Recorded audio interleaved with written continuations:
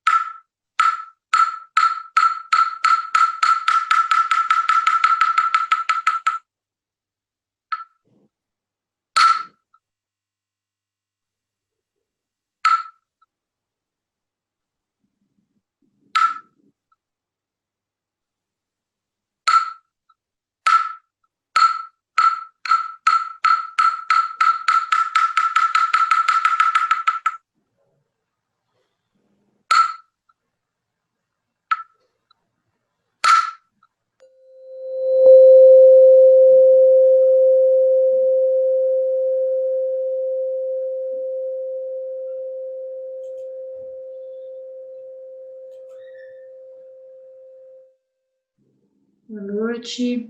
Movimentem um pouquinho o corpo. Para frente, para trás, para os lados. Descruza as pernas, quem estiver sentado no chão, uma almofada.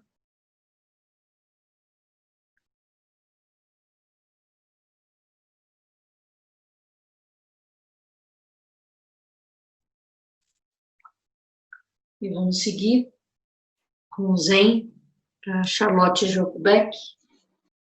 Sempre Zen. Pioneiros, não, prisioneiros do medo.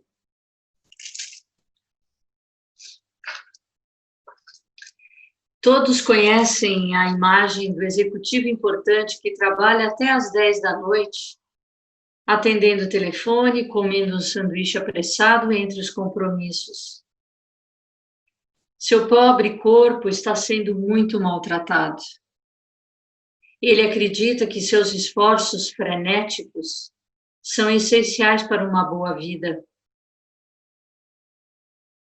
Não consegue enxergar que o desejo está dominando sua vida, assim como domina as nossas também.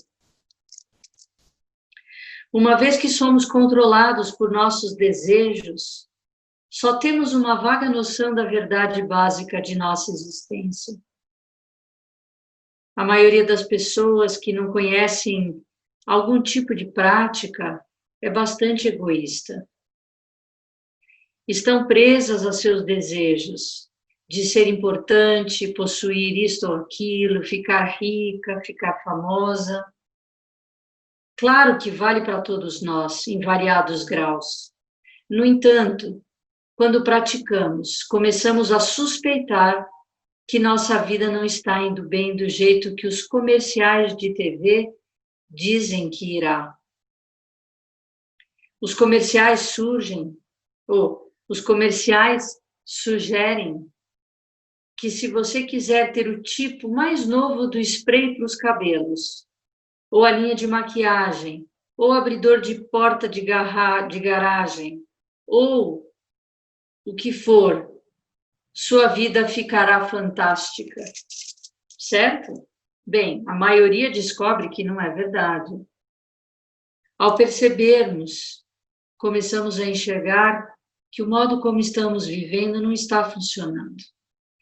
A cobiça egoísta que domina nossas vidas não está dando certo.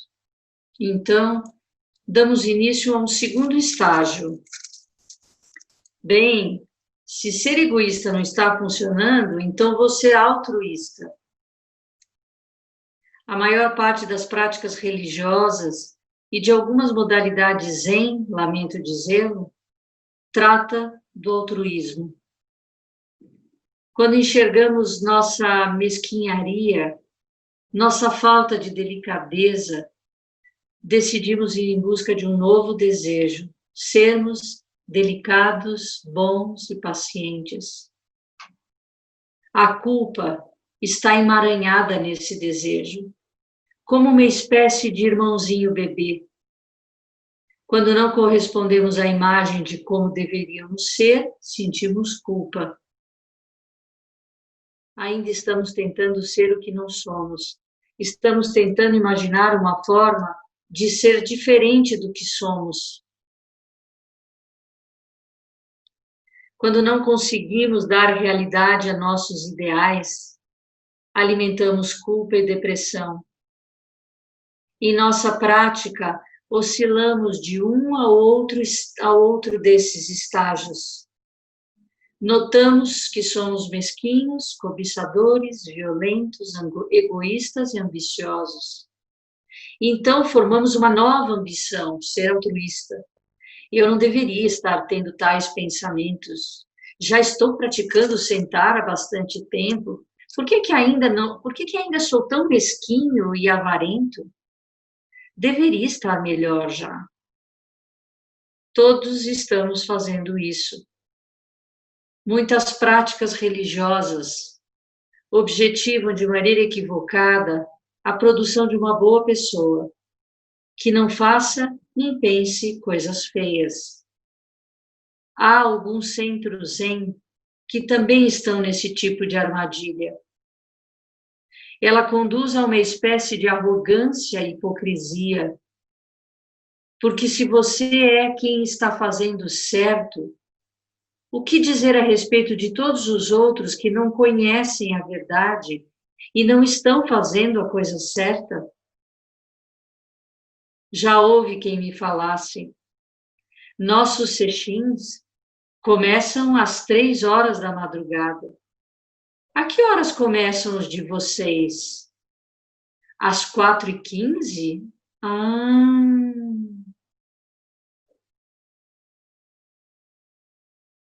No segundo estágio, então, contém muita arrogância. A culpa também contém muita arrogância. Não estou dizendo que é ruim ser arrogante, mas é o que somos quando não vemos. Mesmo assim, fazemos um grande esforço para sermos bons. Já ouvi pessoas comentando: bem, tinha acabado de sair de um sesshin e alguém me cortou o caminho na rua e sabe de uma coisa? Fiquei com muita raiva. Que mau aluno eu sou. Todos fazem isso. Atentem.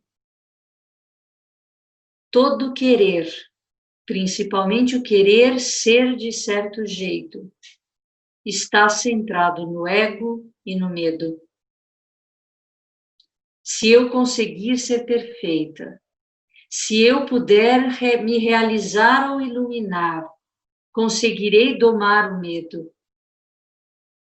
Vocês enxergam o desejo que está aí? Existe um enorme desejo de distanciar-se do que se é, de ir na direção de um ideal. Algumas pessoas não dão importância à iluminação, mas podem sentir que não deveriam gritar com o marido. Claro que você não deve gritar com ele, mas o esforço de ser dessa maneira só aumenta a tensão.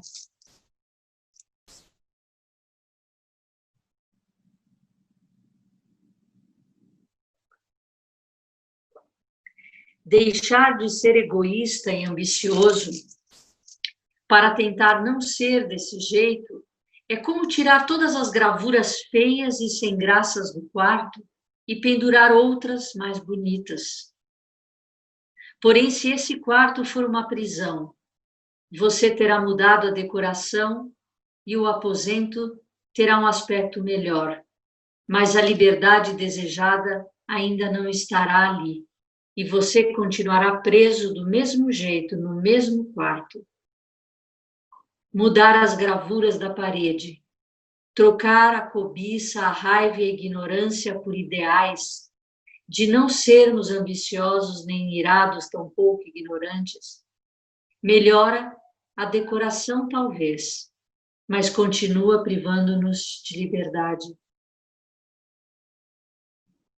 Isso me faz lembrar de uma antiga história a respeito de um rei que desejava o homem mais sábio dentre seus súditos para seu primeiro-ministro.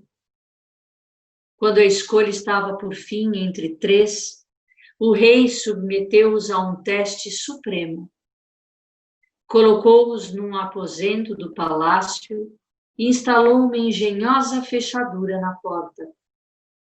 Os candidatos foram informados de que o primeiro a conseguir abrir a porta seria nomeado primeiro-ministro. Dois começaram a elaborar complicadas fórmulas matemáticas a fim de descobrir a combinação do segredo. O terceiro ficou apenas sentado em sua cadeira por um certo tempo. De repente, sem nem se incomodar com lápis e papel, foi até a porta, girou a maçaneta e a porta se abriu. Tinha estado destrancada o tempo todo. Qual é a moral da história? A prisão em que vivemos, cujas paredes redecoramos de maneira frenética o tempo todo, não é uma prisão. Aliás, a porta nunca esteve trancada. Não há fechadura nem tranca. Não precisamos ficar sentados em celas, lutando pela liberdade, tentando nos manter a qualquer preço, nos mudar a qualquer preço. Estamos livres desde sempre. Entretanto, o mero enunciar não nos resolve o problema, é óbvio. De que modo podemos perceber este fato da liberdade? dizemos que ser egoísta e ter o desejo de ser egoísta são ambas vivências do medo. Até mesmo o desejo de ser sábio e de ser perfeito baseiam-se no medo. Não iríamos à caça do desejo se víssemos que já somos livres. Sendo assim, nossa prática sempre volta ao mesmo ponto. Como enxergar com mais clareza? Como não entrar em becos sem saídas? Como tentar não ser egoísta, por exemplo? Em vez de ir de um egoísmo inconsciente para um altruísmo consciente, o que precisamos fazer é ver a tolice do segundo estágio. Ou, se nos divertirmos e brincarmos nessa dimensão, é no mínimo enxergar que estamos procedendo dessa maneira. O que precisamos é ir para o terceiro estágio, que é qual?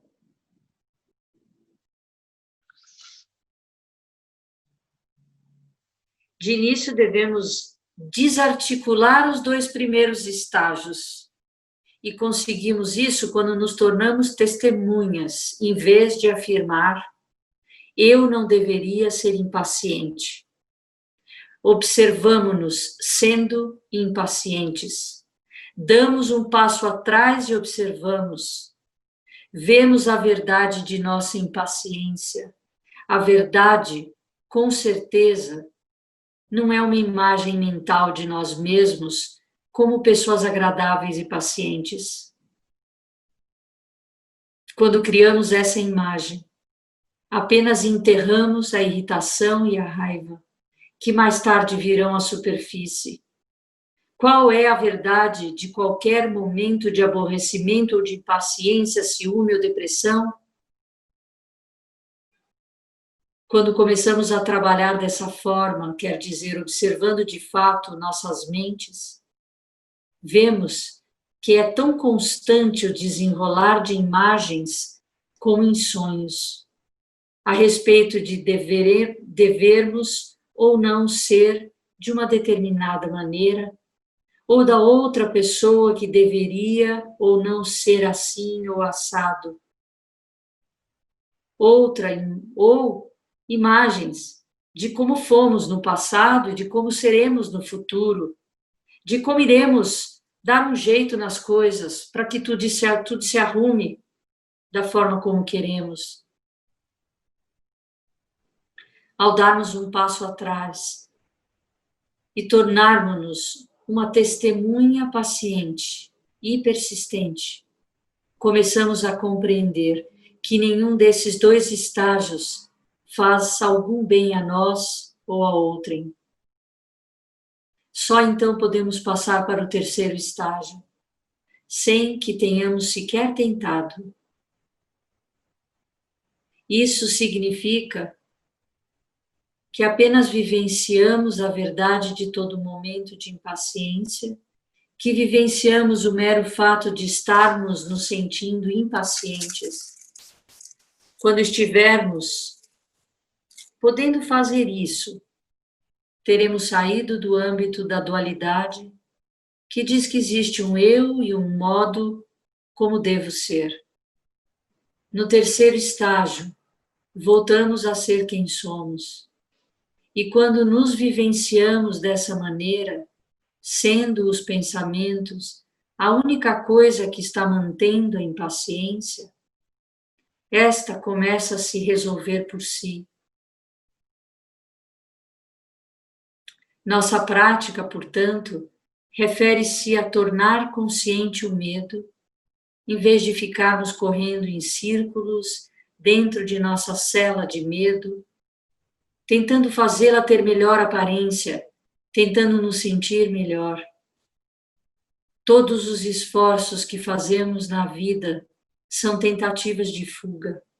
Tentamos esquivar-nos ao sofrimento, à dor do que somos, Até o sentimento de culpa é escapismo. A verdade de qualquer momento é sempre ser apenas o que somos, que significa experimentar nossa indelicadeza quando estamos sendo indelicados. Não gostamos de agir assim, gostamos de nos idealizar como pessoas delicadas, mas muitas vezes não o somos. Quando nos vivenciamos tais como somos, da morte desse ego, desse fenecimento brotam flores. De uma árvore fenecida brota uma flor. Que linda frase do Shoyoroku. Brota uma flor não numa árvore decorada, mas numa árvore fenecida. Ao darmos um passo atrás em relação a ideais e os investigamos como testemunha, voltamos ao que somos. Essa é a inteligência da própria vida. Como o processo que mencionamos se relaciona com a iluminação? Quando voltamos da irrealidade, porque a testemunhamos, vemos-la tal e qual ela é, caímos na realidade. Talvez a princípio só a vejamos um segundo por vez. Contudo, ao longo do tempo, essa porcentagem aumenta. Quando estivermos em condições de passar 90% do tempo com a vida, como ela estiver, veremos o que ela é, somos assim a vida então. Quando somos qualquer coisa, sabemos o que é. Somos como o peixe esforçado que passou a vida toda nadando de um professor ao outro. Ele queria saber o que era o oceano. Alguns professores lhe disseram: bem, você precisa se esforçar bastante se quiser ser um bom peixe. A área que você está explorando é imensa. Você precisa meditar por muitas horas, tem de se punir e se esforçar de verdade para ser um bom peixe. Mas um dia, o peixe chegou a um mestre e perguntou-lhe: o que é o grande oceano? O que é o grande oceano? O professor, então, apenas riu.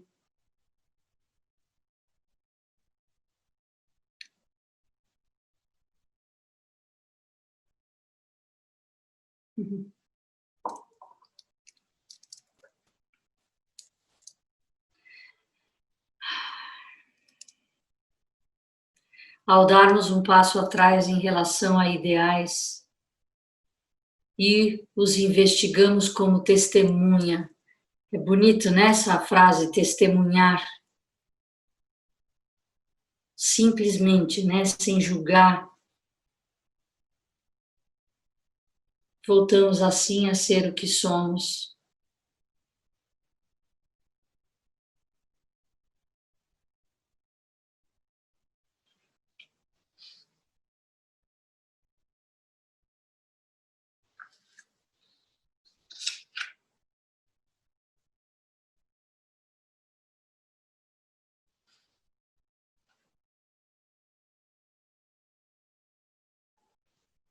Que lindo isso que ela faz, né, de dizer que essa associação que ela faz com tirar, mudar os quadros da parede, né, do quarto, como se isso modificasse alguma coisa, né, de fato, redecorando, como ela fala aqui, né.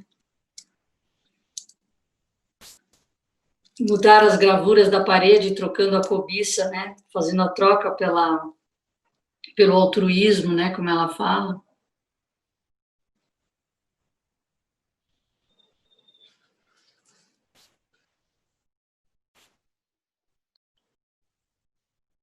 Alguém quer falar alguma coisa?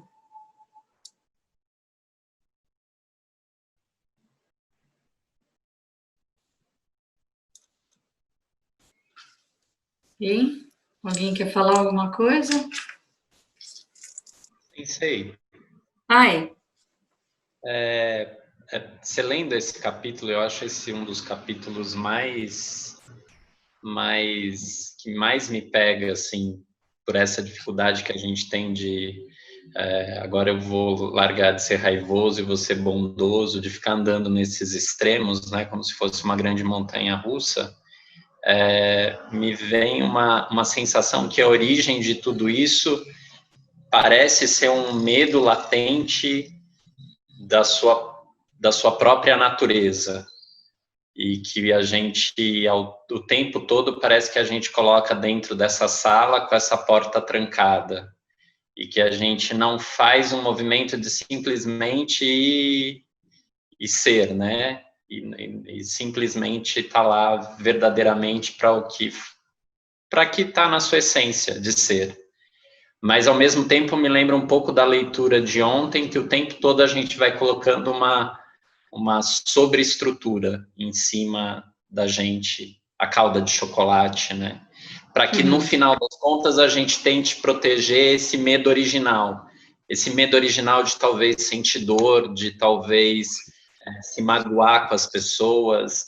E parece que nesse texto também fala um pouco disso, porque é muito fácil a gente, como é que você usou a palavra? Foi uma palavra que era testemunhar o sentimento, mas parece ser mais fácil a gente testemunhar, ser altruísta, testemunhar ser amoroso. Eu acho que a maior dificuldade é quando a gente tem que testemunhar ser raivoso, ser bravo, ser mesquinho, impaciente, enfim, esse eu acho que talvez esse seja um pouco transformador, mas ao mesmo tempo dói mais, de você simplesmente testemunhar, porque o primeiro ato que a gente tem é tentar escapar, e não testemunhar.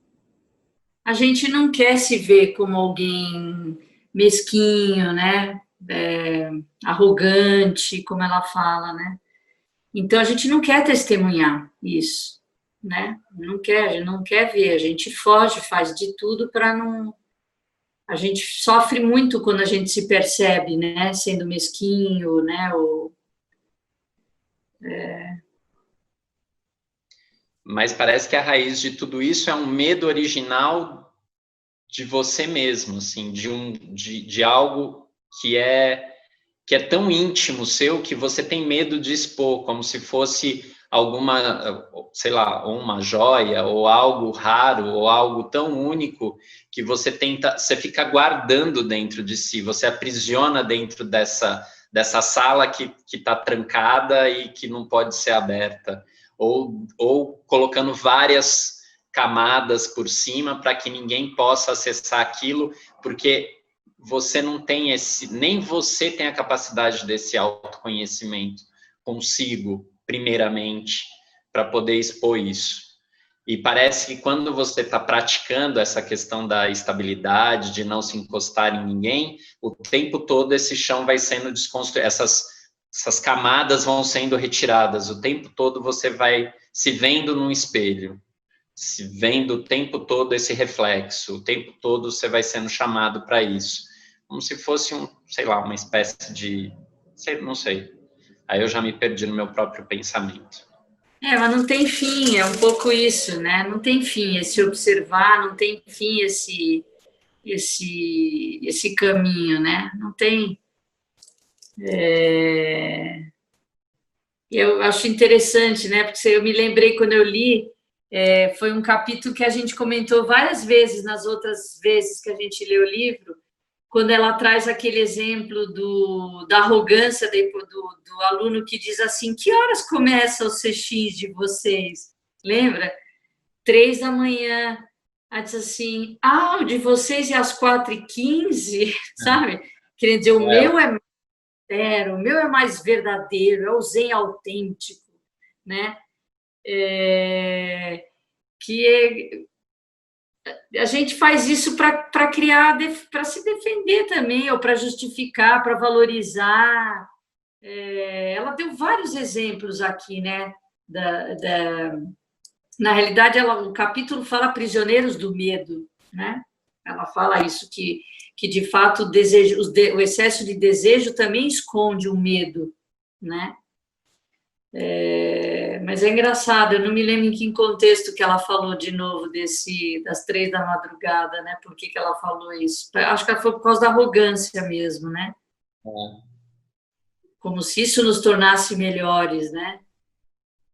Mais, Sim. mais fortes, mais importantes.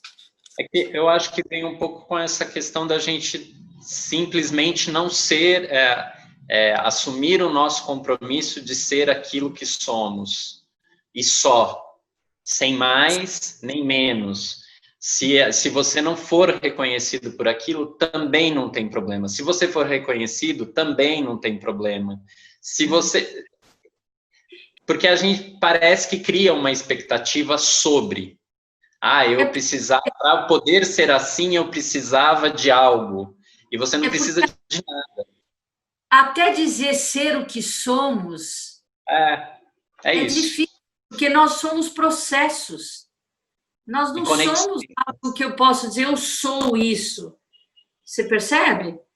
Por isso que ela fala, ter a vida como ela é, a cada momento. Ser o que você é naquele momento. Porque é isso, a gente cola e achando que a gente é assim. E aí a gente passa a vida defendendo esse eu, essa ideia, esse ideal de pessoa que eu gostaria de ser, que os outros colocam em mim, me agrada, então eu compro aquele papel, e aí eu me dedico a cultivar aquele papel, a alimentar aquele papel, aquele lugar, né? E isso, de fato, te aprisiona, ele não te liberta, porque você depois vai ficando rígido a sustentar esse lugar, né? E vai perdendo a vida, vai deixando a vida passar, porque você é o que é no momento em que é. Não é antes, nem um minuto depois, nem um segundo antes, né? Ser o que somos é transitório, é fluido, né? Eu trouxe. Alguém quer falar mais alguma coisa? Sim, sim. Deu. Ai. Alguém falou antes? Eu também gostaria de falar. Pode falar. Eu? Mazen. Tá. Isso não tem também uma outra visão em que o processo de consciência que a gente vai avançando é justamente essa capacidade que a gente tem, não de... esquisito dizer isso, né? Mas não de ser exatamente o que é, mas de ser consciente o suficiente para fazer escolhas que correspondem àquilo que a gente quer ver no mundo, por exemplo, né? A hora que você fala do altruísmo, né? Acho que até foi, eu vi do Lama Michel, ele falar que ele preferia um altruísta forçado do que um egoísta autêntico, né? Nesse sentido de que o aumento da nossa consciência, ele não é justamente esse processo da gente poder assumir determinadas posições, mesmo que isso não seja... Porque a nossa essência não precisa ser boa, ou não, claro, ela não é, né? Ela tem de tudo, mas a hora que você escolhe a sua ação, né? Até estava falando, né, dos oito caminhos, né? Porque quando você fala do que é correto, não é exatamente a sua ação do jeito que ela viria espontaneamente, né? Mas é a consciência do que essa ação vai repercutir no mundo, né? Que é aquela coisa de beneficiar o maior número de seres, né? Então, eu acho que isso vai contra o que ela está dizendo? Eu acho que não. Eu acho que quando você falou de ficar mais consciente das coisas, eu acho que é o que ela fala desse testemunhar, né? Você ficar consciente das coisas que te movem ou das tuas atitudes, é esse testemunhar que ela fala no terceiro estágio. Eu acho a Joko, ela é bastante crítica, né? Porque se você lembrar no início desse livro, ela fala que o Zen não é nem reprogramar, é não ter programa.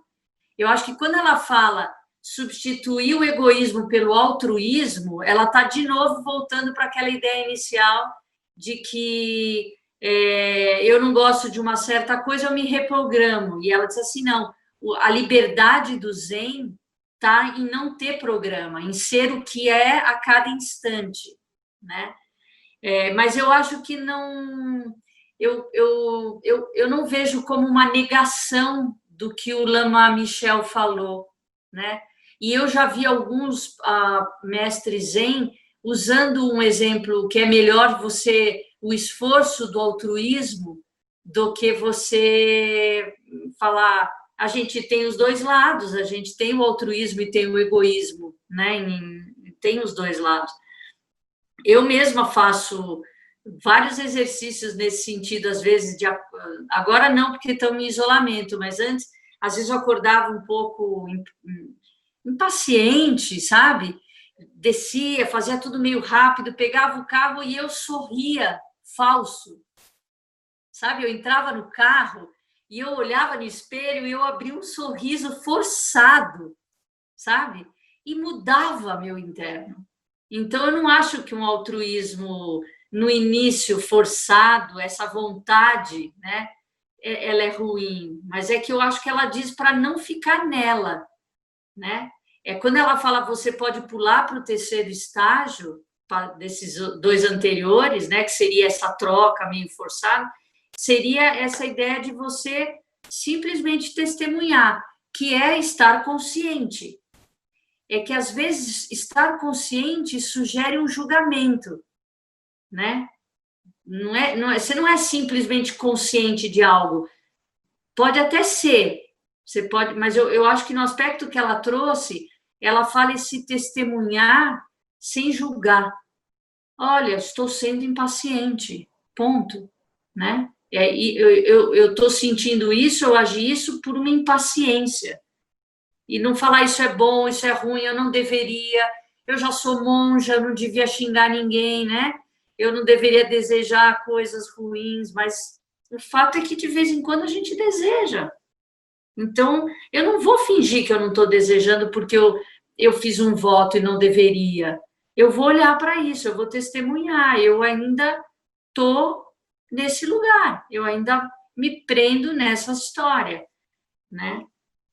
Mas eu acho que ela não é negação, não. É que eu acho que ela está sendo crítica aí a centros que fazem desse movimento de deixar o egoísmo substituindo pelo altruísmo, mas de uma maneira que não é verdadeira, entendeu? É quase como você nos centros de prática, você trata todo mundo com muita tolerância, muito respeito, muita paciência, mas quem não é do meio, quando você sai de lá, você não tem a mesma tolerância. Então, quer dizer, que altruísmo é esse? Que está motivado por um interesse para manter um ideal, só para manter um ideal e não para ser o que precisa ser feito, né? Não tem fim, né? Não tem fim isso. Caio San, quer perguntar? Obrigada, Mazen. Isso aí, eu acho. Eu ia comentar, na verdade, em cima disso que vocês estão falando, tem um comentário rápido dela que como que era que ela falou? Que vai nisso que a Mazen comentou, eu acho. Ela fala que a mulher não vai... da mulher gritar com o marido, e aí ela faz um parênteses de, tipo, é claro que você não deve gritar com ele. Né? Tipo assim, ela fala, não adianta você ficar pensando, eu não devo gritar com meu marido. Ela fala, é claro que você não deve gritar com ele. E aí ela continua. Então, eu acho que é um pouco assim, o que eu senti da leitura foi, tudo bem, você vai fazer essa ação, né, igual a Mazen falou, você não vai gritar com ele, mas você enxerga que, no fundo, você está querendo gritar, entendeu? E você não fica se achando bonzinho demais, você consegue enxergar que, no fundo, o que eu queria era gritar e quebrar tudo, mas a minha ação correta no momento vai ser de respirar e não gritar, né? Mas, enfim. Isso aí, muito bom. Bem lembrado. Eu ia comentar que bateu muito forte para mim esse capítulo, porque pegou o que eu venho vivendo assim nas últimas semanas. Que eu acho que um pouco do que o Rokyo comentou, de que a gente não quer se ver mesquinho, né? A gente não quer se ver ganancioso e tudo mais.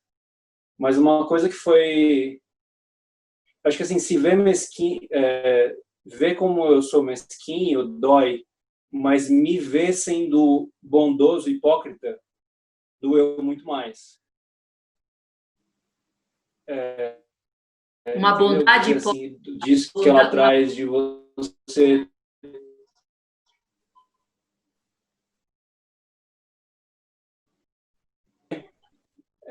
você fazer esse segundo acho que eu estava me vendo muito nisso, assim, sabe? De muito das ações que eu falo, quanto que tudo isso, na verdade, não estava contaminado de um Caio Zen que eu estava construindo, assim, sabe?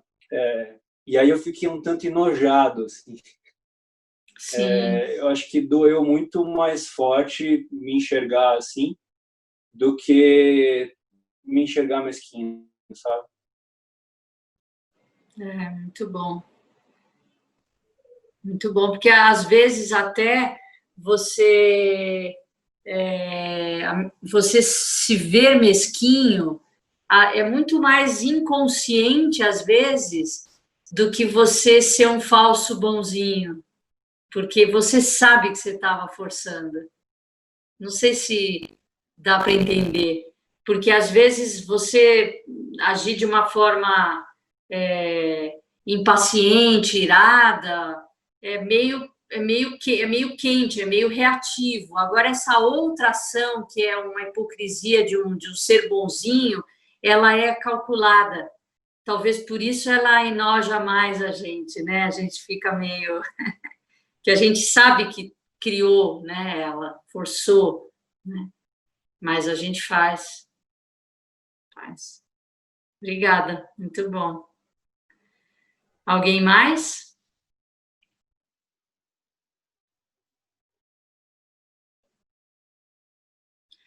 Então, vamos encerrar, já são 8h20. Eu só queria comentar com vocês, eu estava com a programação aqui do nosso Mugon Sesshin, eu ia falar um pouco sobre ela para já inspirar vocês, se prepararem para o sábado, não esse o próximo, mas eu falo amanhã sobre ele. E uma coisa interessante que a Adriana me falou um pouquinho recentemente é que dia 18 é dia de Nelson Mandela e também é o Dia Mundial da Escuta. Achei interessante a gente fazer o Mugon Sesshin, que é o Sesshin de silêncio, e no Dia Mundial da Escuta. Achei ótimo, vai ser muito bom, bem auspicioso, assim. Então, vamos encerrar? Vamos lá. Que os méritos de nossa prática se estendam a todos os seres e que possamos nos tornar o caminho iluminado. Lembrando vocês que amanhã tem Tai Chi às 8 da manhã, das 8 às 9. Quem tiver interesse, manda uma mensagem para Paula Faro, Sensei, para ela poder incluir, apesar que eu acho que ela está mandando o convite no nosso grupo, né? Não tenho certeza, mas acho que está.